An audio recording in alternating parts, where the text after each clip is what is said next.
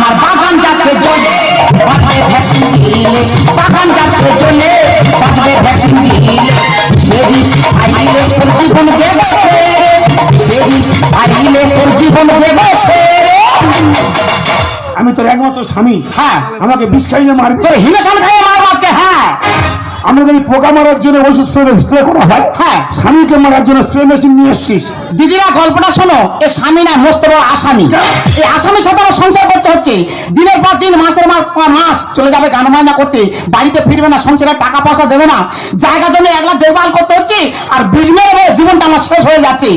আমার কাছে খবর আছে গাজনে সোনালী বলে একটা কোটির সাথে তার নাকি তার সাথে জুটে যে জীবনটা শেষ করে দিচ্ছ। এত বড় মিথ্যে কথা? হ্যাঁ ঠিক বলছি আমি। বিচারিণী, হ্যাঁ কাল নাগিনী, কি বললে? মার্গস্য বাবা, কি বললে? আমি অঙ্গ প্রদাহিনী। ও পড়া চাঁদে কলঙ্ক আছে, হ্যাঁ। আমার চরিত্রে কোনো কলঙ্ক